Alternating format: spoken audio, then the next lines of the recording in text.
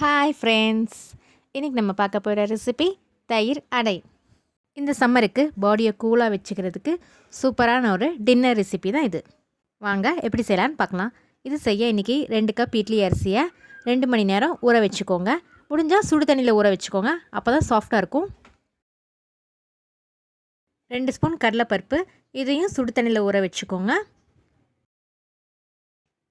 1/2 litre கெட்டியான தயிர் எடுத்துக்கோங்க.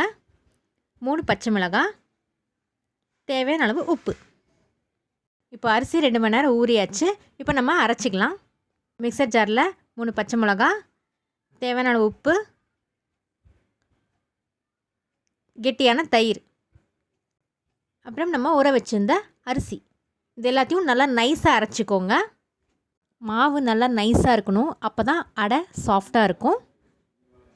நம்ம ஊற வச்சிருந்த கடலைப்பருப்பு ரெடியாக இருக்குது, மாவும் அரைச்சி ரெடியாக இருக்குது. இதில் 1 கப் தண்ணி ஊற்றிக்கோங்க. மாவு இந்த அளவுக்கு தண்ணியாக இருக்கணும், அப்போ தான் அடை நல்லா சாஃப்டாக வரும். அரைக்கும் போது தண்ணி ஊற்றக்கூடாது, தயிர் மட்டும்தான் ஊற்றணும். இப்போ அடிகனமான கடாய் வச்சுக்கோங்க, இல்லை நான்ஸ்டிக் கூட யூஸ் பண்ணிக்கலாம். 100 ml எண்ணெய் ஊற்றிக்கோங்க. எண்ணெய் நல்லா சூடானதும் 1 ஸ்பூன் கடுகு சேர்த்திக்கோங்க. கடுகு நல்லா பொரிஞ்சதும் 1 கொத்து கருவேப்பிலை சேர்த்திக்கோங்க.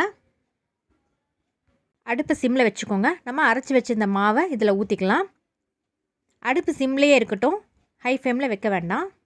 நம்ம ஊற வச்சிருந்த கடலைப்பருப்பையும் சேர்த்துக்கலாம். மெதுவாக கலந்து விட்டுக்கிட்டே இருங்க, இல்லைனா கீழே கட்டி ஆகிடும்.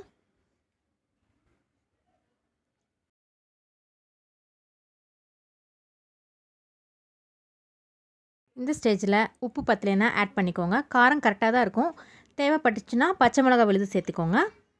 இந்த டிஷ்ஷுக்கு ஹைலைட்டே தயிர் தான். தயிர் ஜாஸ்தியாக இருக்கணும், தண்ணி கம்மியாக இருக்கணும், அப்போ தான் டேஸ்ட்டு நல்லாயிருக்கும். மாவு லைட்டாக கெட்டியானதும் கொஞ்சமாக தண்ணி தெளிச்சிக்கோங்க. அப்போ தான் அடை இன்னும் சாஃப்டாக இருக்கும், சாப்பிட நல்லாயிருக்கும். மாவு நல்லா கலந்து விட்டுக்கிட்டே இருங்க, அப்போ தான் மாவு எல்லா பக்கமும் ஒரே மாதிரி வேகும். மாவு 50% நல்லா வெந்துருச்சு. நல்லா கலந்து விட்டுக்கிட்டே இருங்க, அப்போ தான் ஒட்டாமல் வரும்.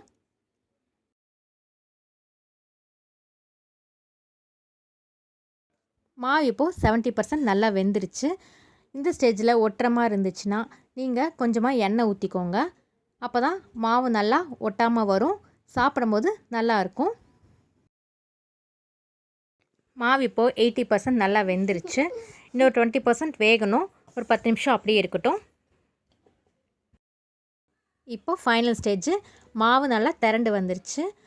இப்போது கையில் தொட்டு பார்த்திங்கன்னா ஒட்டாமல் வரும். இதுதான் கரெக்டான ஸ்டேஜ். இப்போ நம்ம ஸ்டவ் ஆஃப் பண்ணிடலாம். அவ்வளோதான், நம்மளோட தயிர் அடை சூப்பராக ரெடி ஆகிடுச்சு. இதுக்கு சைட் டிஷ்ஷாக மாங்காய் ஊறுகாய், எலுமிச்சப்பழம் ஊறுகாய் வச்சு சாப்பிட்டிங்கன்னா சூப்பராக இருக்கும். இதே மாதிரி நீங்களும் உங்கள் வீட்டில் ட்ரை பண்ணி பார்த்துட்டு எப்படி இருந்துச்சுன்னு கமெண்ட்டில் சொல்லுங்கள்.